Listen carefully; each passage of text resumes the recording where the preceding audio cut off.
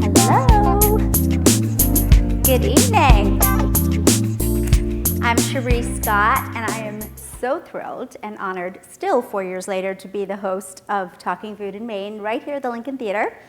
I wanted to thank, before we get started, an amazing crew that makes us look really, really good, as we do every time. Starting out with Damon and Gary, you know them really well. Christina Belknap, who is your executive director, and Mary Sue Weeks, who's outside, handing you all that yummy popcorn. So we have a wonderful series this year, and we're so glad to have everyone back in the theater. We're really looking forward to having Christian Hayes here next month. He got postponed from April. He wasn't feeling too good, so he just got back from Ukraine, so we decided to postpone. So that's going to be exciting, so keep your eyes out for a date on that.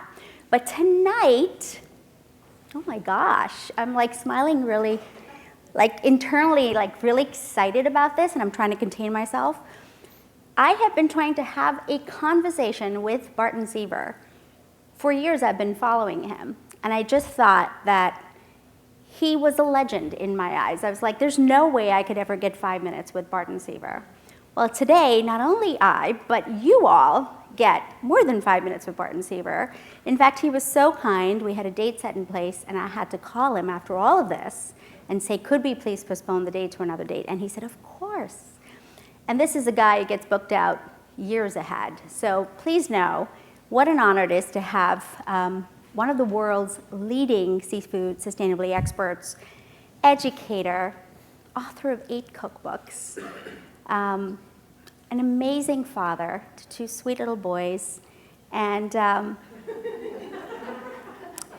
have to say, probably one of the most affectionate, loving husbands I've ever seen to his lady fish and his mate, Cherie Seaver. So I don't know where she is. I can't see her. Oh, there she is. Please make sure you get to know this woman, because she is absolutely a force.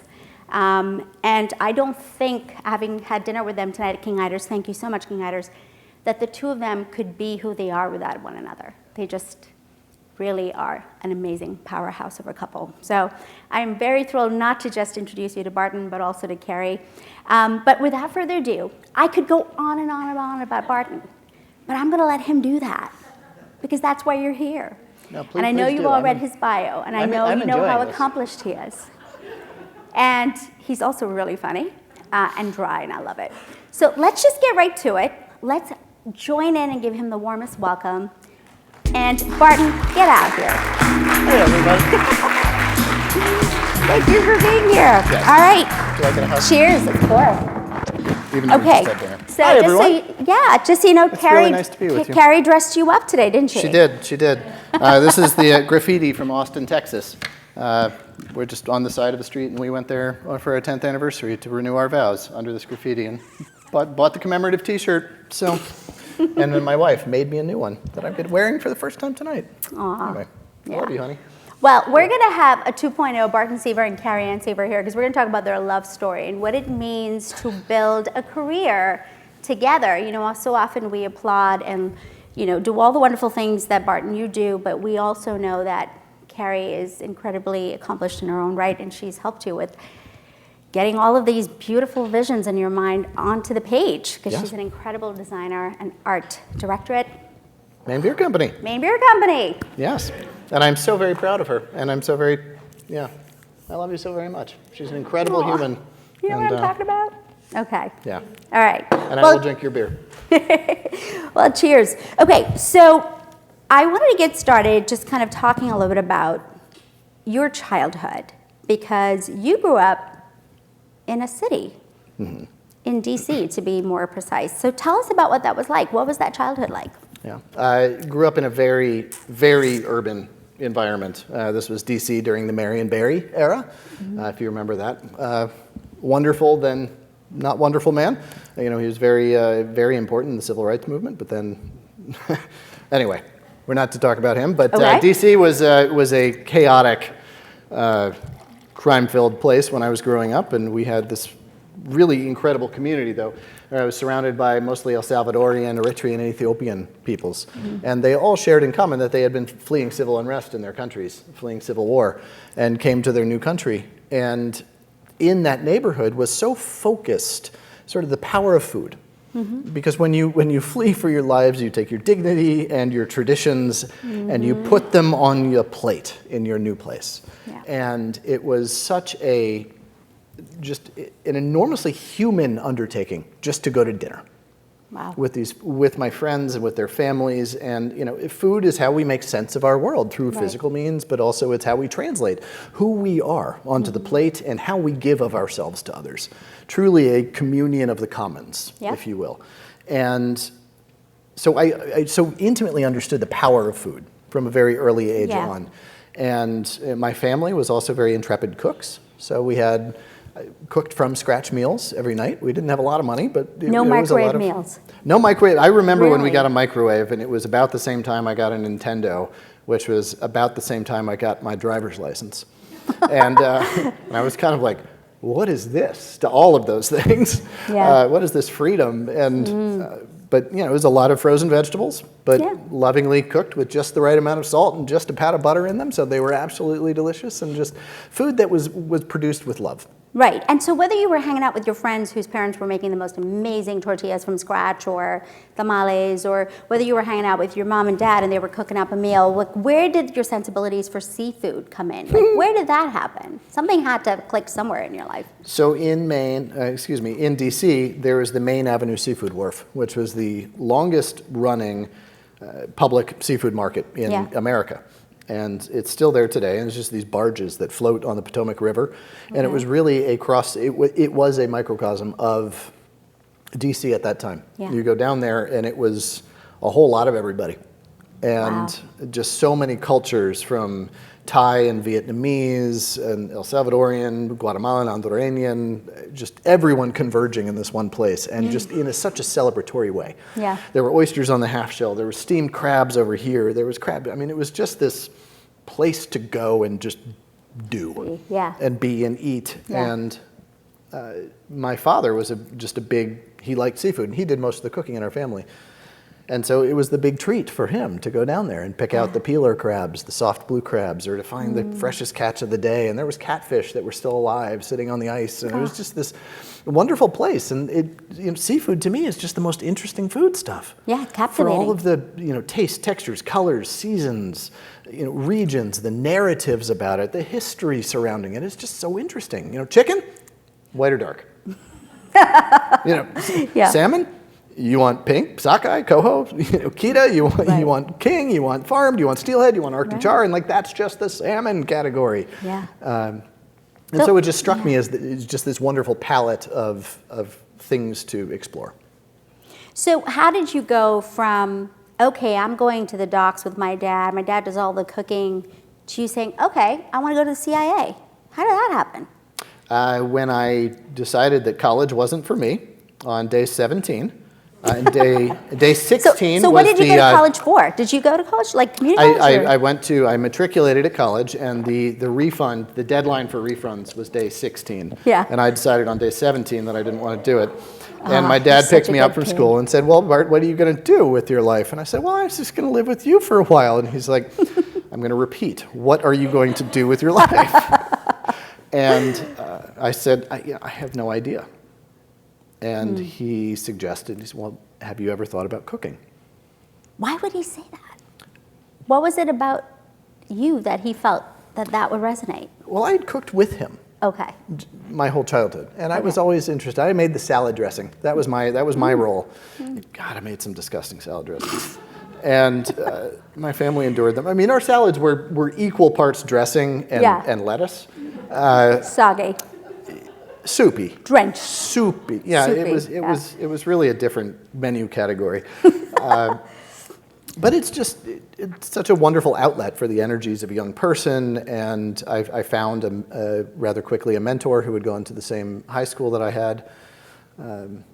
And my education track, so I went to public elementary school in DC my whole life until high school, when I went to a very well-regarded private school, and I didn't fit in. Really? And I didn't get on, and I made some very good friends, but that track didn't make sense to me in my life. It was highly academic and Yeah. sort of tunneled to Yeah, get to and prep school. my junior year thesis in one of my classes was to write a 60-page Socratic dialogue between Aristotle and Freud on the origins and nature of human civilization. It's like, Wow. no thanks. Yeah, I think I'd want to cook too. Yeah, it's like, no. pretty much. I mean, that's, it's interesting, but no Yeah. thanks. That wasn't my passion. So Right. finding something, and my dad always knew that I was a very kinetic thinker, and so cooking just made sense. And I first day on my job at a restaurant called Felix in Adams Morgan, and I was only my basically from about here that way was sticking out of the grease trap. The rest of me was down in it. And I come out of there after unplugging this thing, and I said, I love this. I'm coming back tomorrow for some reason. And they probably thought you were a crazy kid for even saying that, but okay, yeah. you show and back up. The trajectory just took off. So Wow. So you went from the grease trap to, okay, let's talk about the fact that you graduated from the CIA in 2001. By 2009, you already had 7 restaurants that you were overseeing, owned, partnershiped into, and you won 2009 Esquire's Chef of the Year. And your restaurant, Hook, essentially, which I love that name, Hook for fish, seafood, won one of the top, awards in Bon Appetit for eco-friendly and having over 100 unique species in your first year in that restaurant, which is amazing. thanks. So tell us about, can we just kind of dig into that wonderful life of being a rock star chef where you have no life other than being at the stove? But what was it about, the seafood that you said, okay, this is how I'm going to do it. I'm going to do the restaurant scene, but this is my take on it. What was that take? What did you want to do?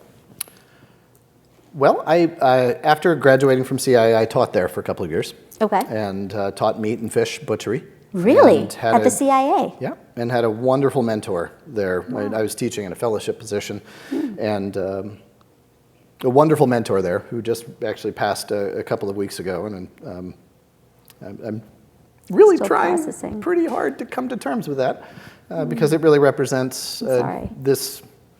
When I was at school, as I think anybody who has that focus and clarity and hopefulness of that era in our lives, whenever all those things come into a constellation at once in our lives, we find ourselves in this orbit right where we should be at that time. His passing really brought me back to that in such a way as to be very thankful of the choices that I've made since then. Yeah. But also to wonder, what are the next hopes? Yeah. In a really helpful way, ultimately. But I then traveled the world. I went over and lived and worked in Spain for a while, and that was sort of the heights of gastronomy at the time, with what Ferran Adrià was doing at a restaurant called El Bulli, and the height of the chemical cuisine. I forget what it's actually called. Is it that whole gastronomy? Molecular gastronomy. Molecular gastronomy, yeah. The height of manipulation rather than really articulation. And then I ended up in Africa by accident. I literally thought I speak Spanish fluently, but I don't speak Southern Spanish fluently because it's sort of like speaking to a Cajun out in the bayou here in a way that, you're speaking English and what? And so I thought I was buying a bus ticket, and instead I bought a ferry ticket and was just kind of herded up the gangplank, and I was like, what is going on? It was like doors shut, and it's like, oh shit, I'm in Morocco. Wow. Pardon me. That's awesome. And there I am, and I had a choice, which was to spend the night and then go back the next day, or to walk across the border from Ceuta, which is the Spanish enclave on the continent, and walk into Morocco. And so I just, sure, well, let's do that. Yeah. Ended up hitchhiking down the coast, and ended up way out in the Sahara with a Berber tribe, and then ended up fishing sardines and anchovies and octopus off the coast of Asuera, and then made my way back to Spain and got a phone call from a chef named Jose Andres. And are you generally familiar with Jose Andres? Oh, yeah. So World Central Kitchen, several Michelin stars. So how did he find you? How did he know about you? What happened? Through a connection of mine through CIA, and he called me and asked me to come back and help run his flagship restaurant. And so I came back home to DC to do that. And through Jose, really got such a deep reorientation, I would say, with the humanitarian aspects of what a chef can be. And this was largely through DC Central Kitchen, a really revolutionary organization that pioneered the conversation about what are we doing with the food that we don't use. You know, Alice Waters, I'm sure you all know, pioneered a conversation about food, which is let's focus on the ingredients that we're using. And Robert Egger, founder of DC Central Kitchen, pioneered a conversation about let's look at the ingredients we're not using. And how do we use leftover food, seconds food, throwaways to really not just feed the breadline, but to end the breadline through a job training and development program, so that this leftover food gets put into a cycle where we're job training and taking people, felons, people that need a second, third, 10th chance in life, who maybe never had a chance in life, and giving them one through food. And through Jose, I got introduced to this and sat on their board for 9 years.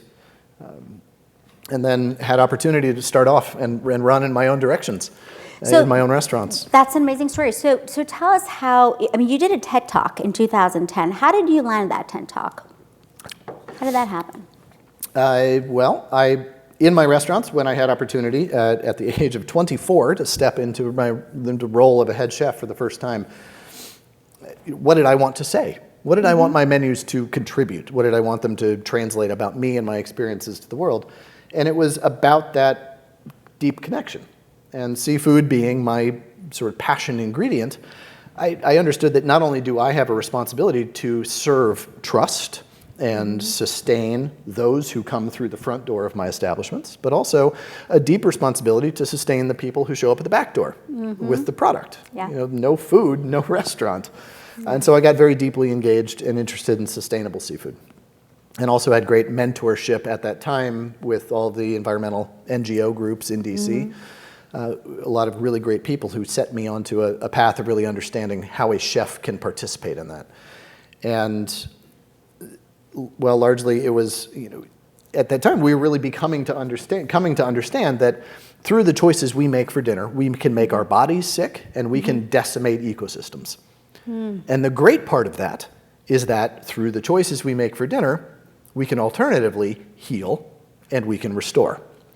And so I saw this opportunity, this really very positive opportunity to use what we were doing, not in a bad human, bad, do no harm environmentalist approach, but really in this very positive, how do we engage, enact, enable, empower people to be part of the solution? That became the method of operations, sort of the driving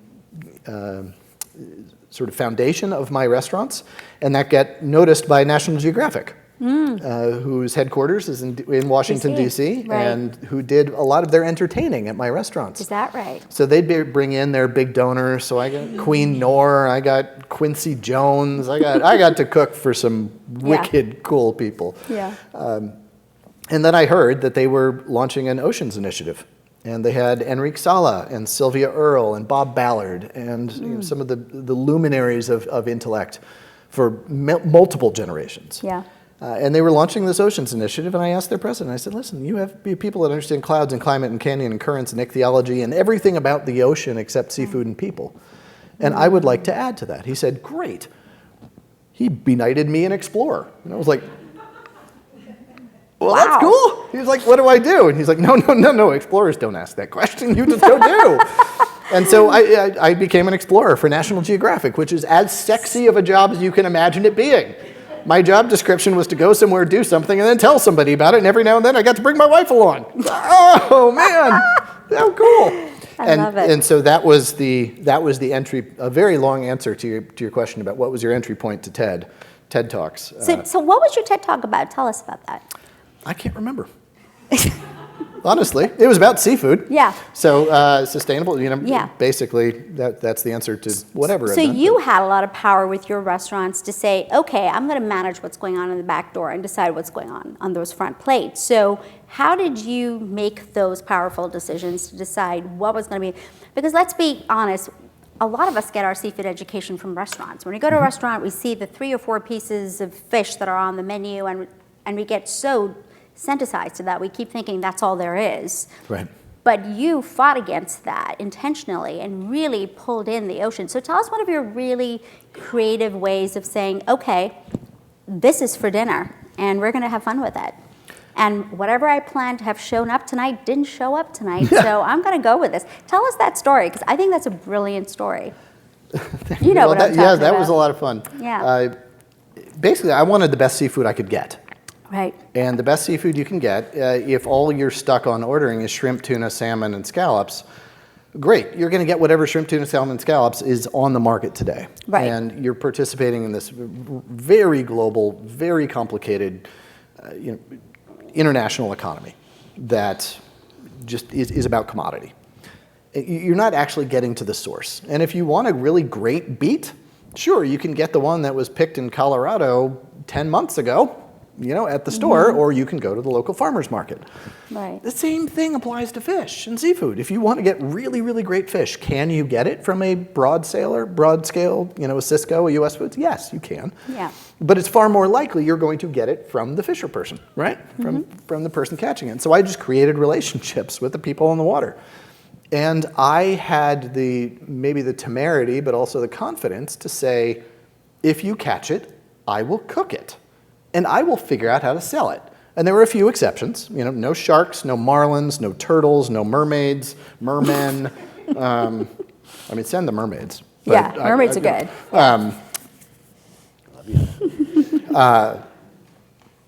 And it was my job to sell them to the guest. And where we succeeded is that we started that way. Yeah. From the very get-go was, you're going to come here and you're going to find something you probably have never seen before. And if you'll allow us the trust this first time to showcase what we've got on the plate is really, really fantastic and worth your culinary attentions. And tonight, we've got this wood-grilled bluefish. Served over this, it's cooked over this smoldering wood fire of orchard wood spiked with hardwoods of oak and a little bit of beech. And then it's served over a gentle, a potato cake of roasted potatoes and charred zucchini mashed together with just a touch of sour cream. And then around the outside, we've got a basil walnut pesto. Woohoo! What was that fish again? Right. It doesn't matter. And we were selling bearded brotula. We were selling whatever came out of the water. And if you, bearded brotula, seriously, quick, think of a worse name for a food. A Patagonian. A bearded brotula. Yeah. Just, something like the Count Chocula would like his, unworthy cousin. But I bet you garnered that reputation because of those choices. And it was okay, if you really want black, go to the restaurant. But if you really want interesting, captivating, unpredictable, go to Hook. Or go see Barton, because he's going to surprise you every day of the week, right? And then we ended up getting better and better quality fish. We ended up expanding the ecosystem in which we were operating in. And people came to us specifically because they didn't want scallops, because they didn't want salmon or tuna. They wanted something new. Different. And so then we had this trust, because we delivered on that trust. To the point where the story that you asked after, we had this one fishing co-op that we used out of Tobago. And they were going out fishing. It was Thursday night, and we had about 400 reservations on the books. So we were going to do about 650 dinners. This was a huge restaurant. And we rewrote our menus every single day, depending on what we got from the farms and what fish came in. And so these guys were going out reef fishing. And these are guys that goes out in pirogues, little 19-foot canoes. What's a reef fishing? What's reef fishing? Reef fishing. Oh, so reef fishing on the reef. Sorry. And these guys literally tie fishing lines to their fingers and go, here, fishy, fishy. And they were going out reef fishing. So blackfin tuna, mahi-mahi, barracuda, wahoo were the species that we were expecting. So I sort of designed my menu okay, I know I'm going to get some of that in this FedEx box that's going to arrive. Right. And the box doesn't arrive, and it doesn't arrive, and it doesn't arrive, and it's now 4:30, and I got 5 o'clock opening time. I need to print menus, so I'm calling. Box finally arrives, and I call up Michael, and I open it, and I close it. I call up Michael, and I'm, Michael, what did you send me? And he goes, well, we had a bad day fishing, but I didn't want to leave you in the lurch, so we sent you all the leftover bait. And I said, okay, I got this. And I had 150 pounds I had 100 pounds of flying fish on my hands. And these were fish that had been caught that same morning and whatever. I mean, they were pristine quality. And I looked at them and I said, wow, okay, I mean, this looks like a herring crossed with a pterodactyl. I got this, fine, you know? Then you slice them up, and yeah, sure enough, it's pretty much like a mackerel or a herring. Right. You know, nice and oily, nice thin skin, no scales on it, so it's, okay, fine. So I roll them up, I marinate them with some Meyer lemon zest, some chopped tarragon, roll them up with some olive oil, thread them onto rosemary skewers, put them over on the slow, smoldering, sexy side of that grill, so they just cooked very low and slow, picking up all that smoke, but the skin just crisp just a little bit on the outside. Put that over a bowl of braised summer squash and a juniper and Vidalia onion broth, put a little herb salad with some thin shaved shallots and mint on top of that. $24. And I told my staff exactly what happened. And so they went out to the front of the house and they were like, oh my God, oh my God, oh my God, oh my God, oh my God, you're never gonna guess what happened, blah, blah, blah, blah, blah, and we're serving you bait, and isn't that cool? And I mean, they were so animated and they were so into the story, and by 7 o'clock we were sold out. Oh my God. And I mean, we would have tables of 6 that would order 5 entrees of flying fish. Partially because they were so the server was so excited about it. I was so excited about it. They could just tell there was an energy behind this dish that also they could tell that they were never going to get it again. Yeah. And it just became this incredibly special thing. Yeah. And to me, that also, I mean, it serves so much of the purpose of the restaurant, which was just to make money, but also to entertain, to win return guests and loyalty. But it also served this overlooked, a really completely unassociated idea around sustainability, which is, to me, the foundation of sustainability is diversity. Whether you're talking about your stock portfolio, whether you're talking about your community, whether you're talking about biology, whether you're I mean, whatever it is we're talking about, nothing monolithic stands. And in America, 90% of the species of the seafood that we eat comes from 10 species. 10. 65% of that comes from only 3 species, shrimp, tuna, and salmon. Wow. And yet, if you pull a net through the water, this vibrant, incredible ecosystem of abundance comes up. And that idea that we need to diversify what we serve, to become comfortable with the unknown through those mechanisms of trust, like my restaurant, is a driving force in sustainability. And what that ended up doing is it rationalized the economies of the people that I was buying from. Yeah. Because not only was the tuna valuable, yeah, you can sell that to them. I'll buy everything else you catch. I'll buy your whole boat, everything else. And I was big enough Yeah. that I would actually every now and then be like, send the whole boat. Wow. And literally I could buy 1,500 pounds of catch because I knew I would get rid of it in 3 days. So it created this entirely, what I called a rational economy based on abundance and availability rather than on demand. And in a wild capture system like fisheries, we have to ask what the ocean can provide rather than demand of it only what we want. So what is America's relationship with seafood? Why is it that we have this tunnel vision when we go to buy our fish? Because I know they then want to only have what they know they're going to sell at the store. Right. Versus a harbor market where, you could pretty much get pretty much anything of the day there, from, the Chilean sea bass to whatever else. Why is it that we have that relationship with our seafood? Is it because the story's not being told the way it should be and it's kind of just one track? There's a number of different reasons. I think a lot of that comes from historical. My book, American Seafood, is a deeply researched tome on the history or the sort of anthropology and economy of America's fisheries from pre-discovery all the way through the present day. And some of this is just, we're a country that's always oriented ourselves to the agrarian notion. And in fact, in early America, it was a measure of wealth and pride of how much meat we ate. Right. And once we turned our attentions away from the tempestuous waves of the North Atlantic to another ocean that rippled with amber waves of grain, a landmass that Europeans had never seen before, that much space and land and abundance. there wasn't basically unending supply of meat. And so we just became really a meat-eating society in so many ways, culturally, with the loss of significant religious overtones in the culture, as well as just meat was cheaper. Yeah. Still to this day. And so there's a lot of things driving that, but there's also a lot of, and I mentioned all of that to say that there isn't just this robust section of every single grocery store where they're like, oh yeah, we're going to design the whole store around the seafood counter. Right. Because it's just not what Americans are going in for. Right. And so it becomes this, not stepchild, but it just becomes this it's not the center point. Right. And the sales, the weekly circulars never have the fish above the fold. It's just not what we orient our cuisines around.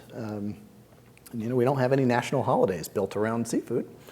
Well, we do have the Feast of the Seven Fishes, so that's good. A few we of us do have do, that, yeah. yes. And we are in Lent, which is also a good thing for us to think about fish.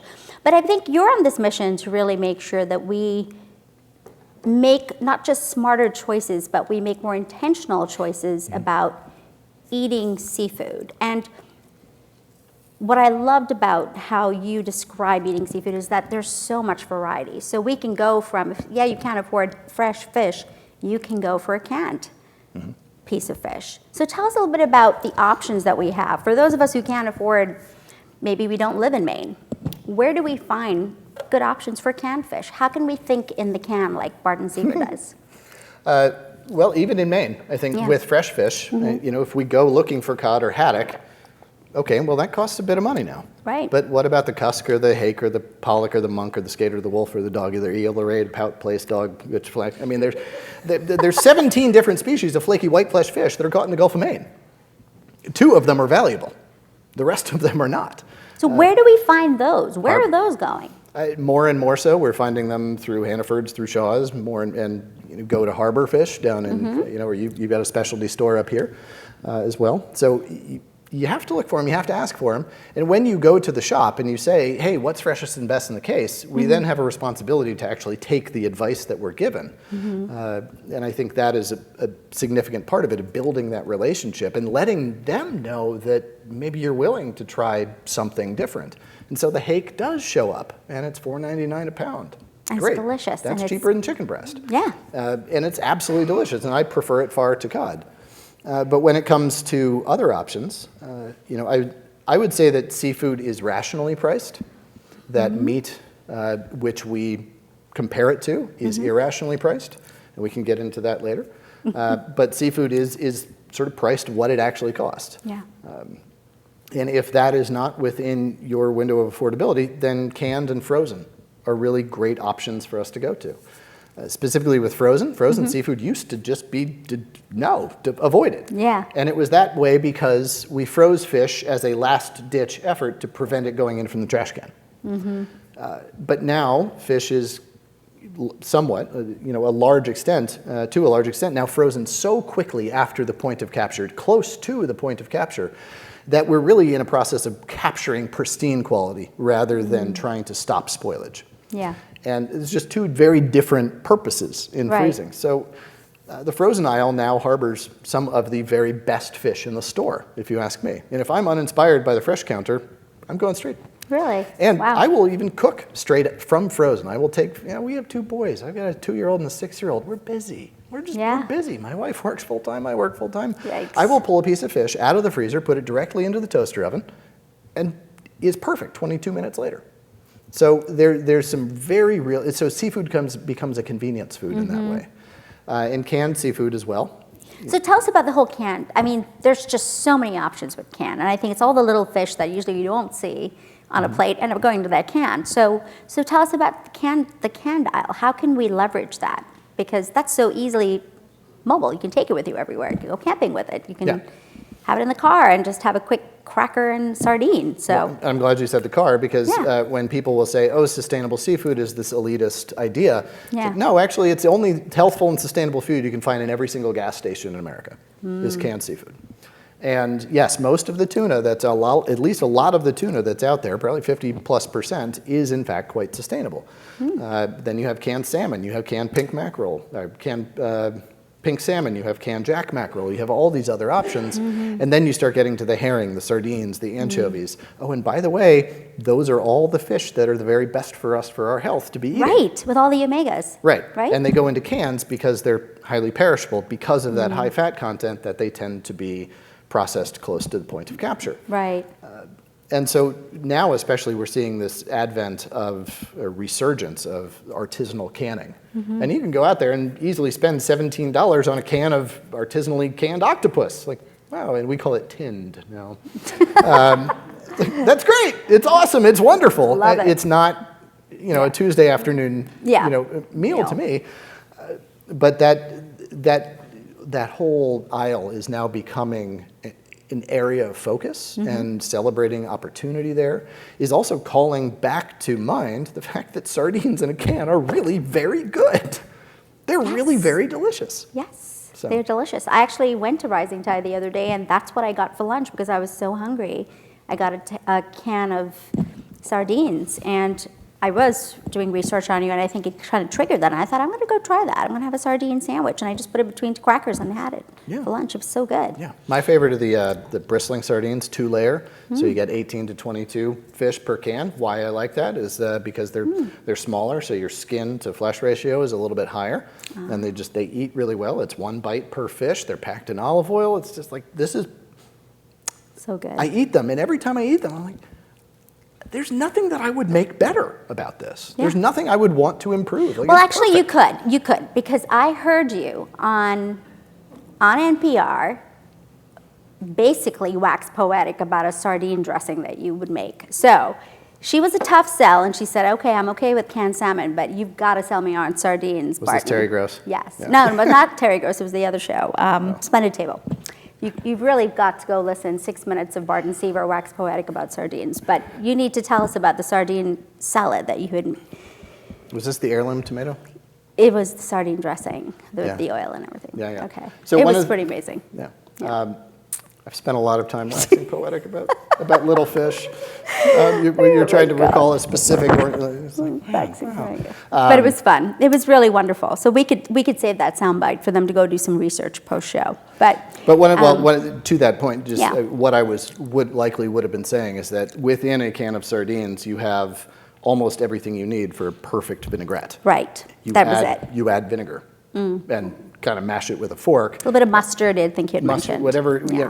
whatever is sort of called for, whether you're doing, radicchios and bitter lettuces with some texture and crunch to them, and so you can get away with that, mashed up texture of the sardines, but, little flakes of whole grain mustard in there that Yeah. waft out in the aroma and sort of provide that quaint little crunch to your mouth.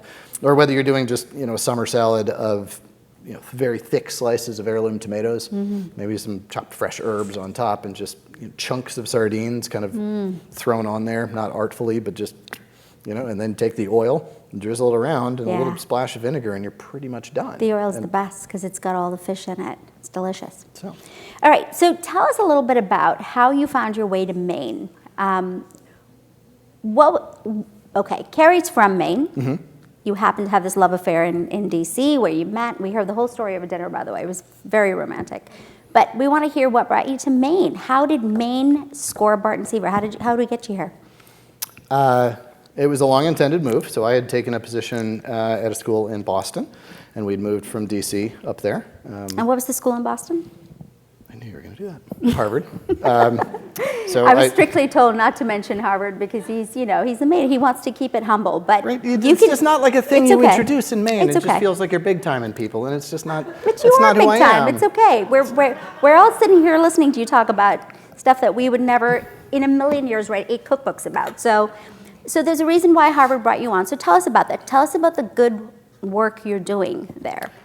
So when I set off with sustainable seafood, when I set off into that realm, both within restaurants and then as an explorer with National Geographic, I worked with the New England Aquarium as a sustainability fellow in residence there.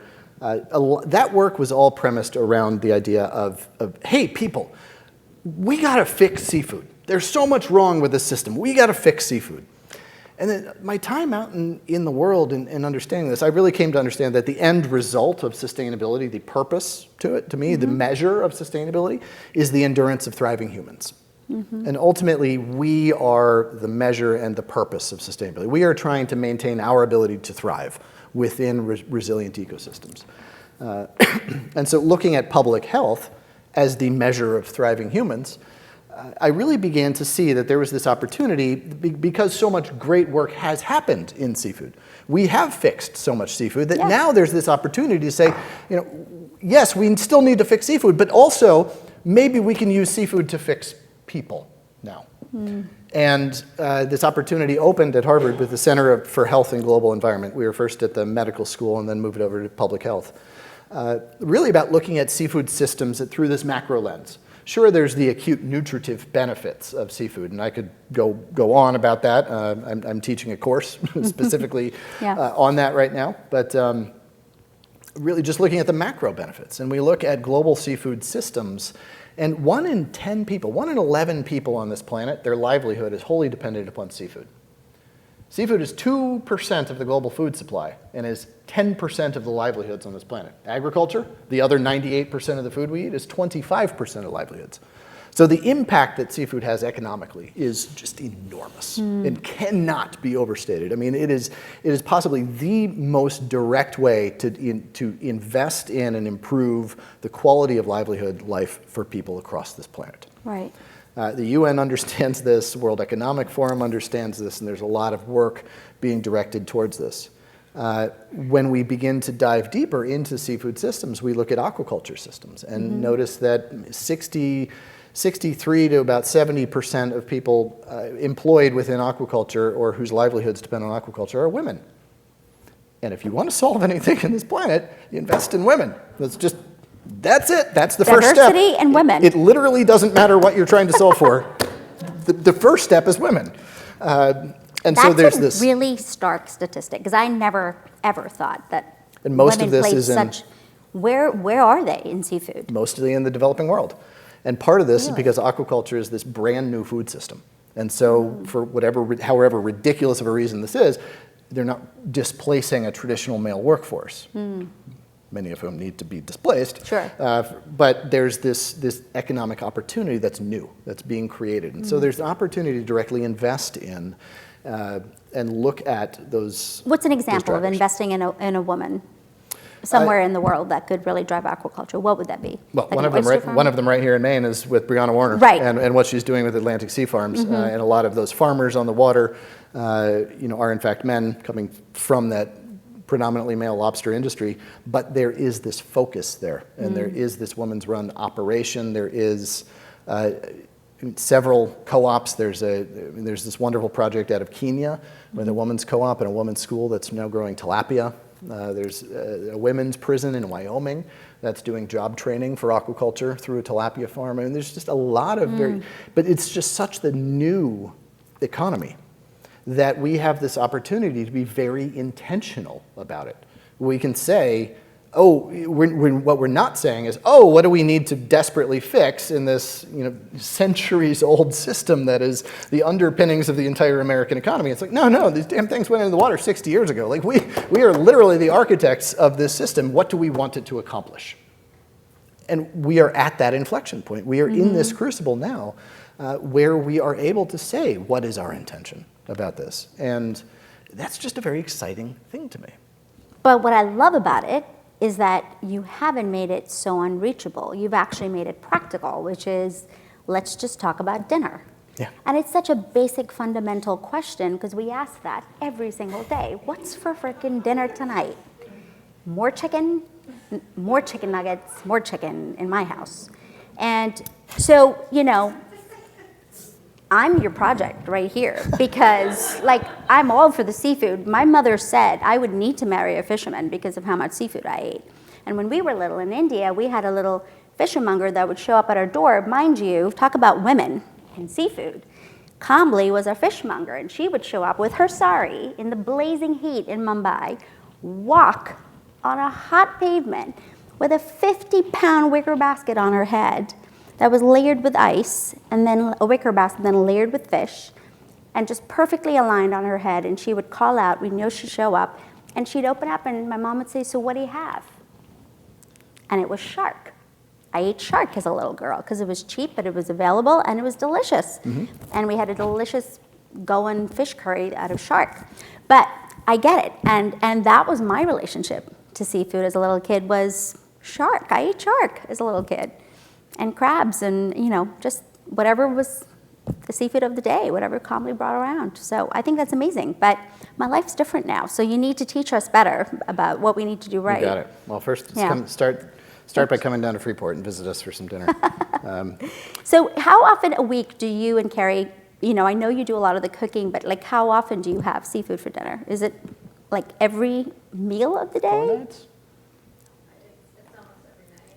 Yeah. Every night? Every now and then. When we eat beef, which is basically the other animal protein that we eat with any regularity, because we're right next to Pineland Farms. Oh, yeah. And so we just have access to that through Bow Street Market. Whenever we do eat beef, I'm like, oh, look, we're eating beef. Like that's like it's a thing that I recognize and I notice. Like I ate seafood twice. No, I ate seafood 3 times today already. Wow. So. See, but when we were little, seafood was considered, oh, this is seafood. We're getting shrimp today. Like it was a big deal. Like we couldn't afford that. We could afford the beef, like you said. It was more commonplace than having a beautiful piece of fish for dinner. So. And that's a big problem in America. Yeah, And as I said is. earlier, seafood is rationally priced, meaning we pay the actual cost of seafood for the most extent. Beef, for example, it is so irrationally priced. I mean, we pay for beef 5 times. We pay for it once with our taxes when we subsidize crops and fossil fuels and the military to protect our fossil fuel interests. We pay for it again with climate change. We pay for it again at their cash register. We pay for it again at the hospital when the American diet sends us there, as it does. And then we pay for it again with our dignity. The lack of humane systems, as well as the lack of just treating humans like humans. There's been some journalism that's come out around the pandemic and the conditions in meat processing factories. And about 80,000 American lives can be directly linked. 80,000 American deaths during COVID can be directly linked to how we treated and what we demanded of workers in meat processing facilities in the Midwest. And just, I just can't wrap my mind around why this is okay in this country. So we're eating like 15 pounds of seafood a year per person, and about 200 of beef, chicken, turkey, pork, whatever, the others, the meat. So how do you flip that stat? You're doing the good work, but how do we get it out mass? How do we educate? I mean, I know we start with our kids in our homes. I mean, what's for dinner? Let's make that choice, but... This has to be a much larger discussion than just what's for dinner now. Yes, we have to drive taste. We have to drive desire for seafood, but we also have to drive just where are we putting our dollars and why are we putting them there? What is the intention of dinner? Dinner is, in my book, to sustain us. It's to fuel me to thrive the next day. It is to enable my sons to learn and to grow and to thrive. And the modern American diet just doesn't do that, and it's ruining our planet. 25% of global greenhouse gas emissions come from the agricultural sector. Most of those, 50%, so about 12% of all global greenhouse gas comes directly from animal agriculture.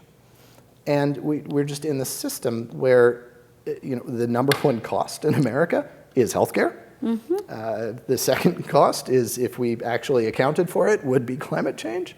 So okay, we're in the land of the free. There's all this liberty to do what? To kill ourselves? To ruin our planet? It's just like, this is not the purpose to me. And this should be a much bigger, broader conversation around just food policy. We are in a Farm Bill year. It comes up every 5 years. And something that people don't understand about Farm Bill is that it's really not about farms. What's it about? 10% of it is about farming. 10% of it is about mitigating the disasters of farming, and 80% of it is SNAP and food stamps. It is a bill about what do we want our country and our society to look like? What do we owe our neighbors? And what do we want for their lives? That is what the Farm Bill is. It is a humanitarian bill. Just 80% of the spending in it is strictly about what do we do for our neighbors? How good of a neighbor are we? And those conversations we're not calling it a food bill. We're calling it a farm bill still. So what would you want the bill to look like? And are you going to be a part of that conversation in the next 5 years? It is an extremely difficult conversation. Part of that is just the way our democracy is organized and the power of small states versus large states in the Senate. And I could sit up here and say, like, yeah, we should just reorganize the Constitution. Like, that's a great first step. Yeah, that's gonna go very far. Yeah. So what are the realistic aims here? What are the realistic things that we can be doing? And I think it's involving the community leaders. It's involving people to actually ask themselves, what do we want our communities to look like? Do we want them to look the way they look now, which is basically sick, diseased, living in a world that is collapsing around them? And I don't mean to be too dramatic about this. Or do we want to live in a world where food is seen as very intentional, and that the purpose of food is the endurance of that thriving human? And when we have that discussion, when that is the framework we use around food, then seafood is right smack in the center of the plate. Right. And so we're not just going to get people to eat seafood because it tastes good. We have to deal with all of these cultural issues that surround it, these political issues, these economic issues that underpin and support business as usual, that we have to change. So you're in Maine now. You and Carrie have lived here for 10 years, coast of Maine. When you first got here to where you are today, what have you seen, since we're talking food in Maine today? Tell me what you think you've seen with Maine and seafood 10 years ago to where we are today. What's going on the First and foremost, aquaculture, I think, has taken really a turn for the better. Aquaculture has been very much demonized, villainized maybe is a better word. Why is it demonized? Because it started off pretty bad. And something to understand is that the first salmon net pen for aquaculture went into the water 60 years ago. 60. Ralph Nader was harping about cars were unsafe at any speed, and a computer the size of the Pentagon couldn't do what the iPhone in your pocket can do. Like, industries shift, right? Radically shift over 60 years. Unfortunately, we're still holding aquaculture to account for a lot of its early abuses, which were very real. A lot of that, though, has been addressed. Yes, there's a lot of really crappy, really terrible aquaculture out there. But there's also been such a swing, such a high learning curve, that it's really now become this vehicle to really help to sustain people, to help fix environments, to help fix people. And we're not looking at it in that way. And if California's Central Valley or Iowa are land or agricultural hotspots, Maine is an ocean hotspot. Maine is an aquaculture hotspot, meaning we can do it right here at such important and reasonable scale in ways that are integrated to the community and the community's needs and the community's expectations and visions of who we are and what we want to be. That narrative has really come into play in the last 10 years with Maine seafood. The other thing is that with wild seafood, you have the incredible organizations like Maine Coast Fishermen's Association, Ben Martens leads that, who are really fighting to retain a seat at the table for the importance of wild capture fisheries. It's easy to look at them as this antiquated, antique heritage industry. Right. But it's not truth. It is still this vibrant, ripe for innovation, opportunity economy that suffers from this sort of mothball effect that we've sort of just put it over in the corner, that it's this antiquated thing. And it's also just so little understood. Wild capture seafood is the only wild food we eat to any extent. I mean, sure, someone goes out and shoots a deer or forages mushrooms, right? But no one is making an entire economy of that or feeding a whole lot of people on it. So it's a radically different economy than anything else we have. And so those conversations are coming both to the fore in a really interesting way. And Maine is really being positioned as sort of this crucible and as the example of what we want fisheries, both economies, but their sustainability and purpose to be. In really compelling ways that makes Maine seafood this very authentic, organically cultivated brand that really matters, and I think is putting a lot of spotlight on us. So tell us about the whole right whale situation. I know you've got some dear friends with, Luke's Lobster. You've got so many wonderful friends. You're a lobsterman in your neighborhood at Harvard Market. So tell us about that whole situation. You had a second beer for me, right? I think we do. We're not going to go off for a 2-hour talk on that, but I want to hear your thoughts on that. Yeah. Let's save the right whales, right? We know how to do it. We know what needs to be done, and we can do this. It might not happen still because climate change and everything in their world is shifting. Where their food lives, their migration patterns, their mating patterns are going to change. There's 340 of them left. I really hope we can. I don't have a whole lot of confidence that we will. Lobstering is not the problem. It's a much larger issue than that. And yes, there's some fingers that can be pointed at the lobster industry to say these things need to improve. And yes, the lobster industry is a bombastic industry full of people that are legacy, old timers that have been doing this, that have a right to defend what they've been doing. And yes, they can fight change, and they can fight it vociferously. But the bottom line is they also do change. They do actually change. And over the last 20 years, they've been changing. We have been witness to the evolution of that industry. What I find the deep flaw with this villainization of the lobster industry is that, yes, the right whale, and yes, there is potential for entanglements. We are seeing and witnessing mortality events due to whale entanglements in fishing gear. It's not Maine lobster fishing gear. We know this. The problem with the villainization of this is that if I were to ask any environmental NGO seafood advocate to close your eyes and wave a magic wand and make global fisheries look like, it would look like the Maine lobster fishery.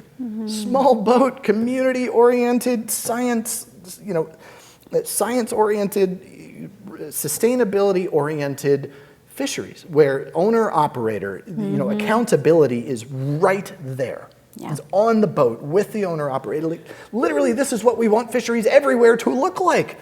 And yet, it's now come under, in our sights as is the problem. And another issue that I take is in the absence of proof, yes, with some risk, we have villainized this entire industry. And groups like Disney, Cheesecake Factory, Whole Foods, have said we're not going to sell or serve Maine lobster.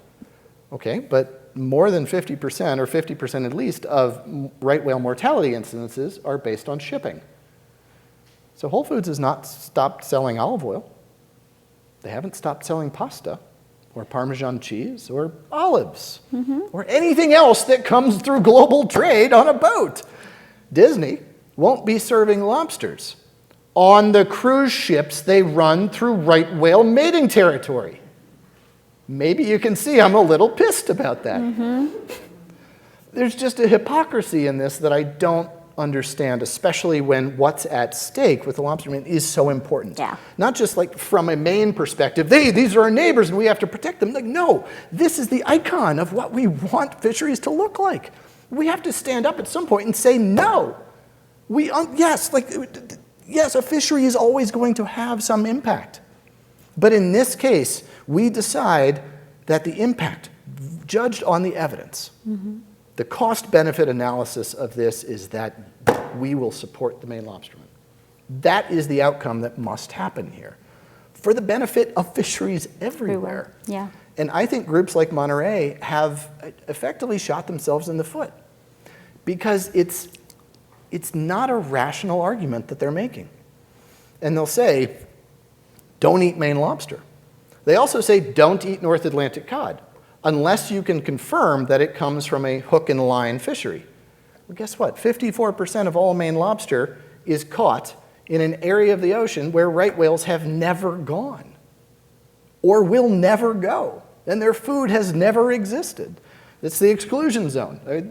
It's in the lawsuits. Everyone agrees there ain't no right whales, ain't no ever been in this area. So right then and there, you should say, okay, well, some of it's green, or as it was, and just confirm that it's coming from a nearshore fishery or an exclusion zone fishery. But that in so many other fisheries, they have made that allowance. And in this one, they didn't. And it leaves me to believe, I just wonder what they were trying to accomplish. And I don't quite... I mean, where did it come from?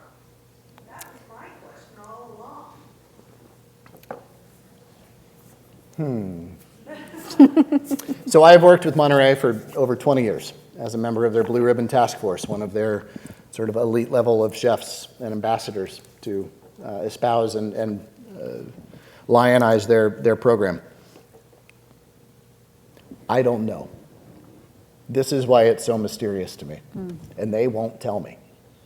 And I've asked them directly, and I haven't gotten an answer. And I'm saying this to this crowd here tonight, but there's also a camera there and a camera there, and I know that this is going on the internet. And so I fully expect someone to see this.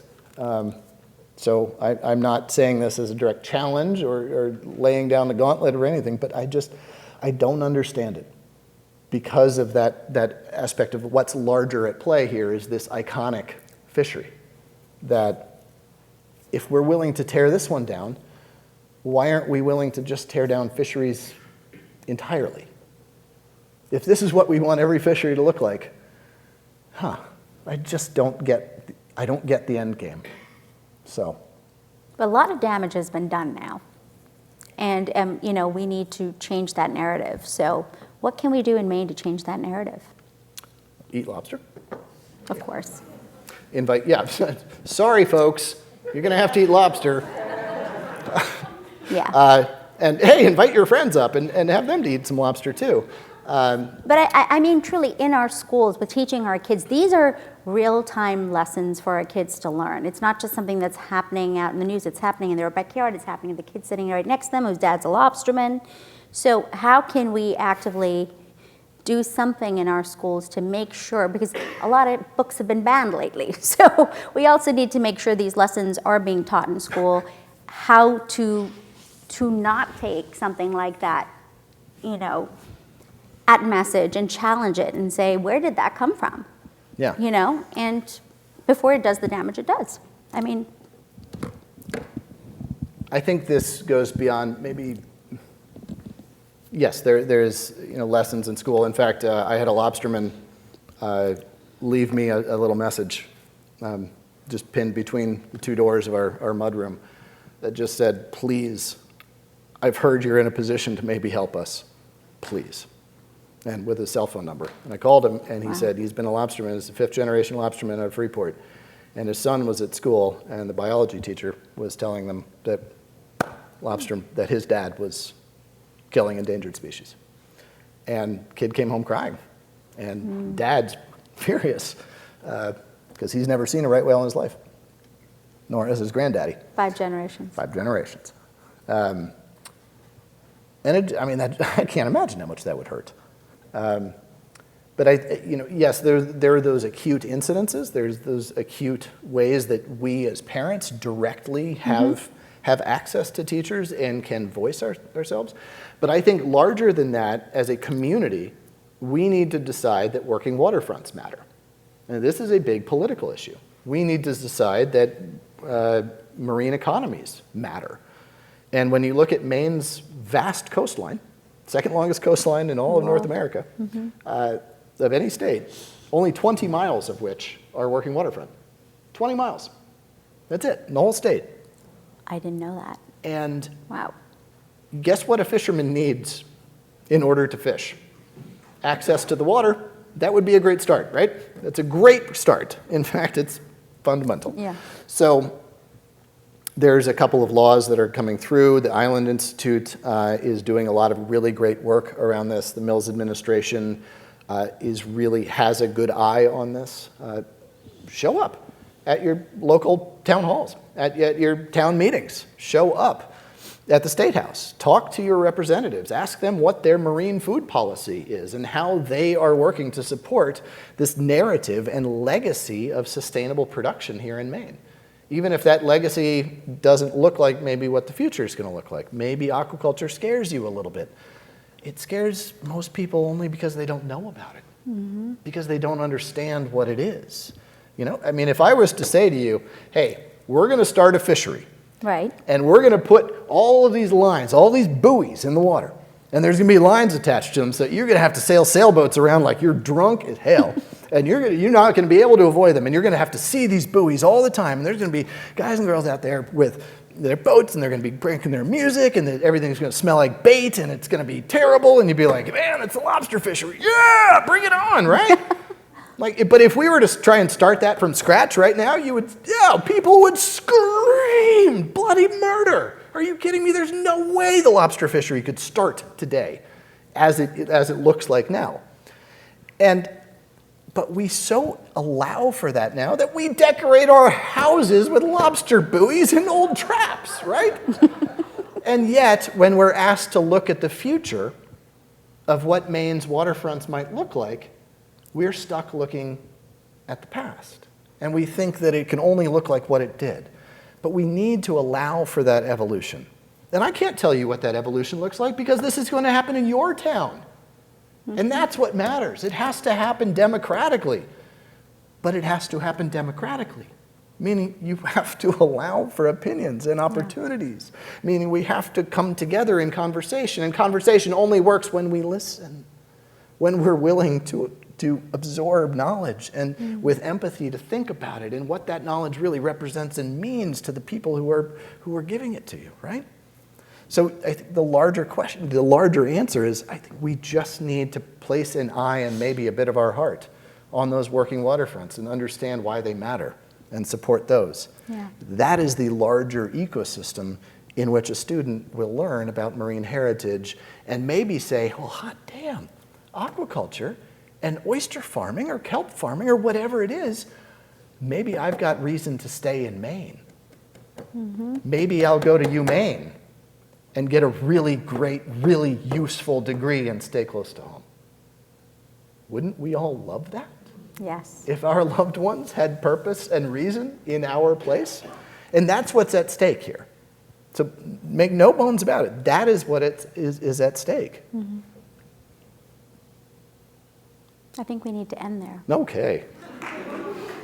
Because I think that's what this is all about, you know, and wow. You can tell I like what I do. I hope. Yeah. You know, if you're going to preach, you might as well believe the gospel. So. Yeah. Well, thank you for that. And I know our lobstermen will thank you for that because this will go online and it will be shared as many times as we can. But more importantly, I think you've taught us the lesson today is that we need to do this as a community. Sustainability is just this word that's thrown around, but what does it actually mean?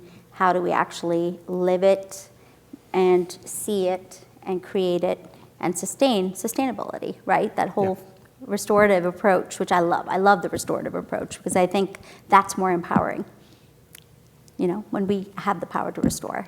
Yeah, when we understand the good that we're creating through our actions. Right. Okay, so first of all, if you haven't noticed, Barton's very quotable. So I found some of the most fantastic quotes from can I read Barton. them? No, I'm going to read them. And you're going to tell us what you meant by them. Oh, But they're so quotable. Before we get into immediately that, understood. one last thing. I don't even know what time is because we've lost track of time, and I don't have a watch, and I don't care. But I just want to make sure if you need to leave, you can leave. You can watch this online. But 8:15. So tell us about the Patagonian toothfish and the orange roughy. I really think you need to hear this. How long does it take for a Patagonian toothfish To reach sexual to maturity. reach sexual maturation? I don't remember. 60 years. Okay, I was going to say 45. Okay, we'll go with 50. Okay. So that's how long we have to wait for a Chilean sea bass, which is the more common word for it, is to basically be able to have or lay eggs, right? So every time we're eating the Chilean sea bass and we're like chomping at the bit on it, that's how much the oceans are getting depleted for that long before we can see a whole nother set of Patagonian toothfish in the ocean, because you've got to go really far out to fish for them, right? It's deep water fishing. So tell us about that story that you were telling the Splendid Table about the orange ruffy and the Patagonian toothfish. So orange ruffy's real name is slimehead. Patagonian toothfish is Chilean sea bass. Far better marketing terms, of course. But yeah, these are deep water, long-lived species. Things that grow very deep. Excuse me. Of course. Things that grow very deep tend to grow very slowly. Also in northern climates, that just tends to be the way things are. And we found these fisheries and treated them as bonanzas, and we took too many without understanding the biology of the fishery, just the ecosystem even. But that said, it doesn't mean that abuses made can't be reversed and better understood. And now, in fact, the majority of Patagonian toothfish, or Chilean sea bass, or what is it now, Arctic sea bass, is actually Marine Stewardship Council certified as sustainable. Oh, So that's good. there is, this is, I think, a great example of what happens. Restorative. Yes, we can make ourselves sick, and we can decimate ecosystems, and we can also heal and we can restore if Yeah. we know and we act on that knowledge. I love that. So here's a great quote. There's this, excuse me, scientific approach to sustainability, and then there's a human one. You start talking about fish, and it's automatically some empirical formula, which takes a PhD to understand. I'm not trying to save fish, I'm trying to save dinner. Who said that? I think you said that. Yeah, and this is to what I was just speaking about, is that there's sustainability as biology, and then there's sustainability as biography. And these two things need to be enmeshed and intertwined and seen as inseparable from each other. And I think when you said, you can't remove the culture from agriculture, what did you mean by that? If I ask you to close your eyes and picture a small family farm, we get it, right? There's a little John Cougar Mellencamp playing in the background. There's undulating hills bathed in autumn splendor, setting sun, perfectly patterned rows of corn leading the eye off, into the sunset with the red barn. The paint is fading. We got the white picket fence and the white the white farmhouse. It's like, hot damn, we get this, right? I mean, that is literally the thread by which the fabric of America was woven. Like, we deeply understand this. We understand that is our culture. Even if we do not ourselves farm, or never have, or don't even know a farmer, we still understand that deeply. So the idea that agriculture, we understand farming as a human endeavor, but then we don't understand aquaculture or fisheries. If I ask you to close your eyes and picture a fishery, most people, especially not Mainers, stand on that dock and they gaze wistfully out at the wine dark sea, thinking as though they're seeing a fishery as beyond the horizon of our attentions, executed by someone else, somewhere other. But to see a fishery, you stand on that dock, yes, but you turn around and you look at the quality of public education and the quality of roads and the tax base and the legacy opportunities and the opportunity for a daughter to follow in 7 generations of bootsteps to take helm of that boat and captain her own destiny. That's a fishery. It's a mirror of our own interests and of our own virtues and values. And when we see ourselves reflected on the men and women on the water, then we begin to understand how we are in unison here. And where we can't take the culture out of agriculture, we need to put the culture into fisheries and to aquaculture. Amen. Okay, I'm going to end with this one. It is our patriotic duty to eat as many farm-raised shellfish as we can.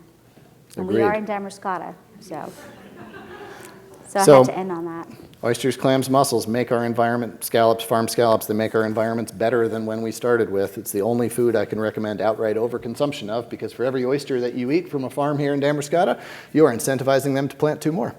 That is a good thing for you, for our rivers, for our oceans, for humanity, for your bodies, for our children. It is just our patriotic duty. Love it. All right, on that very high and emotional note, we are going to move into some questions, because we have a book signing to do. Oh, boy. And you've got fans to meet. So what I'd like to do is spend maybe 5 minutes, because it's getting late, it's a school night, but I want to spend about 5 minutes just taking some really fun questions. Barton, the only job you have is to repeat the question, because we're Okay. filming this, and then you can answer it. All right, so the floor is open. Does anybody have any questions? Hi there. There's Any- now a recent controversy is the aquaculture of oysters versus clam beds, and are oysters taking away the nutrients in the clams needed, reducing the clam population. That here, especially in Denver Sky and local river stuff, historically has been a huge part of the farm, or sea harvest and sea farming. Do you know what the truth is? Okay, so Do what's I- the question? Do I know what the truth is of farm-raised shellfish taking away nutrients from native shellfish, wild shellfish? I don't know statistically on this in terms of actual nutrient loads.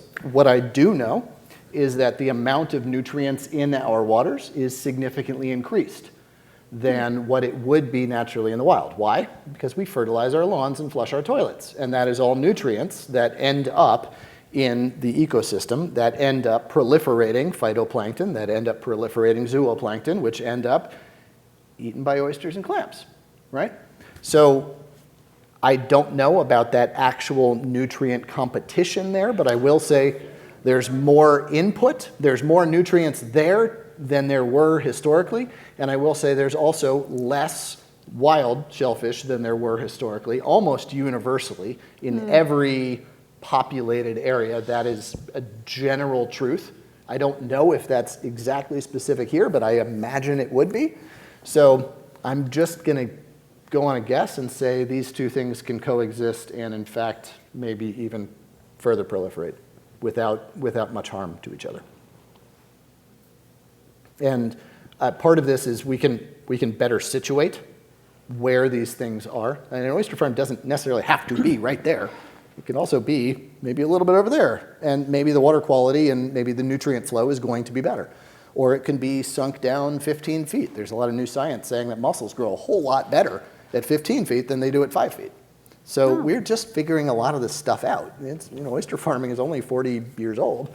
That's a very short amount of time to figure out really what creating a whole micro ecosystem can be like. So there's a lot to learn. There's a lot to pay attention to, but basically we're getting it right. Great question, though. Thank you. I'm going to dive into that. Any other questions tonight? Not all the towns around here are starting to put in moratoriums for new oyster aquaculture, including Freeport. I think Freeport is one of them. And that is Is that a good thing, or is that a bad thing, or? I think it's a bad thing. I think it is a bad thing. I can't comment on every single homeowner's or every single town's individual and unique democratic process by which this is coming to be. I will say, though, that aquaculture suffers from a lack of YIMBYism, which is yes in my backyard-ism, because the industry hasn't really gotten people to understand what they have to say yes to about it. And so it's just a question, a very passive question of will you say no to this or not? And it's this new thing that's coming in to take up some of your view shed and, and so there's a lot to say no to. There's a lot of NIMBY, there's a lot of N in NIMBY. There isn't a lot of yes in YIMBY, and so the aquaculture industry needs to do a lot better job of being democratic, participating in these social cycles, and really giving people something to say yes to. So. All right. Yes, we'll take one last question. Hi. We all love oysters, and I think that the farming is not as controversial as salmon farming. And I wonder if you could speak a little bit about that, because there's so much controversy in places like Belfast over the proposed farm up there. And I don't feel like I understand the science well enough. Both sides sound, Pretty convincing. reasonable. So it's hard to sort out. Is there a pollution area concern? Is there a concern about farmed salmon escaping into the wild? What are some of the issues that you see? So this is a very complex. So the question is, what are the complexities and issues surrounding farmed salmon, both on land as well as in the ocean and net pens? Those are two very different systems, and I will say that the There are some examples like Kingfish Zealand, Kingfish Maine, which is doing, not farming salmon, but farming kingfish up in Jonesport. And for transparency's sake, I do some paid work with them because I really believe in what they do. And I've been to their farms in the Netherlands and understand the foundational principles of that company. And they did it right. They came into the community and spent 2 years having coffee every Tuesday morning at the diner, talking to people about what mattered to them. They went into the school and funded an aquaculture job development training program. They funded some of the science work that was happening in the STEM areas of the school. They actually went into the community and said, what do you need? How would you like us to present ourselves here? What could we offer to you? In Belfast, it was, Maine, we will save you. Guess what Mainers don't like? Yeah, that didn't go over very well, did it? And so it was just kind of, this was just diplomacy here. We're not even talking about nutrient effluent loads at this point. We're not talking about the complexity of biological systems. We're talking about biography. They did the diplomacy wrong.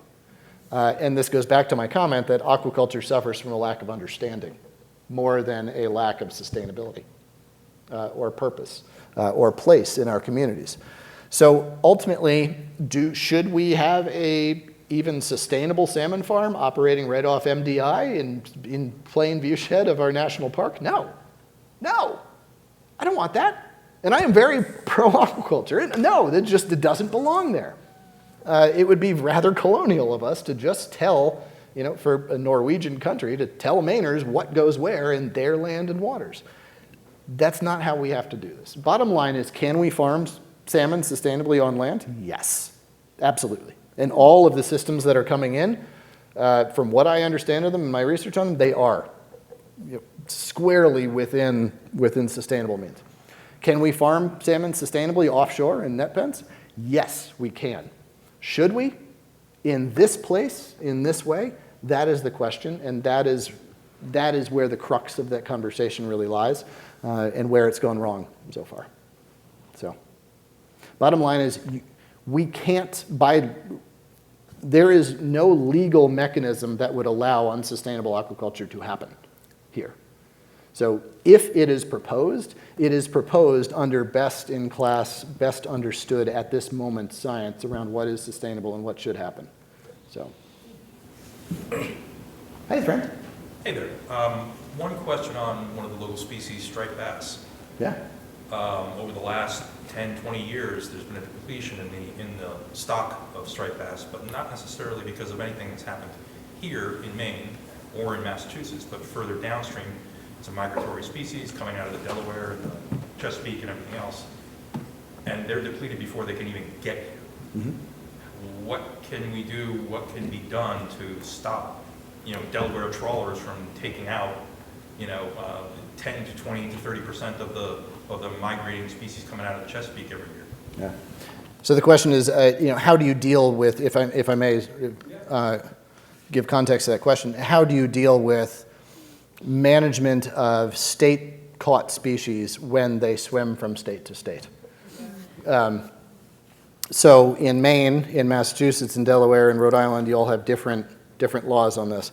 And in fact, the striped bass fishery is one of the great success stories anywhere in the world of how we can really collaborate and get things right. The 13-state commission of eastern seaboard states got together and decided that we were going to save this fish. This was in the early 1990s, and instituted radical, for their time, bans on fishing, as well as protective measures on the spawning grounds, the vast majority of which, 90% of striped bass, spawn in the Chesapeake Bay. There are some natives, colonies and schools that will live up here. There's some schoolies up in Biddeford where the males stay, but it's the females that migrate. And it's the big females that really matter as they get exponentially greater breeding proficiency. A first-year breeding female striped bass might have, I don't remember the exact science on this, but I think maybe 10,000, 12,000 eggs? 10 to 20,000. Whereas a 40-pound sow might have 200,000 to 300,000. Yeah, exponents greater.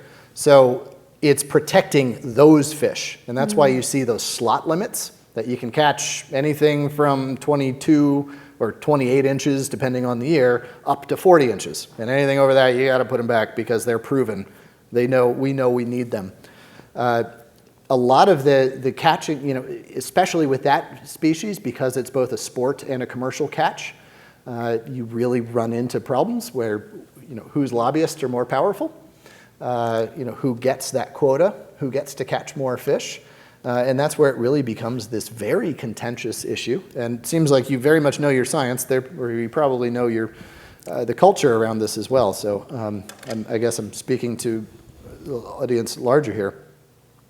But that is really about protecting habitat, I think, in a huge way. You know, the Chesapeake being, we're going to see some big problems with striped bass coming up in the future because of the incredible flooding that was happening in the Chesapeake Bay over the last 3 to 5 years, where the Susquehanna River and the outflows of fresh water into that salt water, into that brackish ecosystem were way out of whack for normal. So we're going to see some really bad news, I think, coming out for a bunch of species. And I'm not looking forward to that, but unfortunately, the management procedures are in place to understand stock assessments and to say, okay, well, this is a really bad recruitment year, meaning how many fish entered the ecosystem, so we can't take that many fish out of the ecosystem. But how it ranges to how many fish Rhode Island get versus how many Maine get versus is there even a Maine commercial fishery? No. You know, we're one of the few states where you can't even sell the fish in a restaurant. And it's just for fear of black market. Just we don't want to incentivize any sales or any trade in the fish. So that's really comes down to, I think, more so than anything, habitat protection. And understanding the value of estuarine ecosystems like the Chesapeake Bay. And even if we're in Maine, well, our fish still come from there. And therefore, we have business down there to attend to in the Maryland State House and the Virginia State House and beyond. So, and this is why Shelley Pingree, why Angus, why Susan are so great around marine issues, because they really understand this. And they're really engaged on this. And you ask Shelley any of the questions that I got asked to me tonight, she would have a great answer for you because she gets it, you know, because she's engaged. And we need to ensure that our politicians continue to do that because that's our best asset. Thank you so much. Thank Thank you for you. this gift of being here, your time, your insight, your absolutely all your energy and passion, and for bringing your ladyfish with you tonight. Because we're able to get the best of you.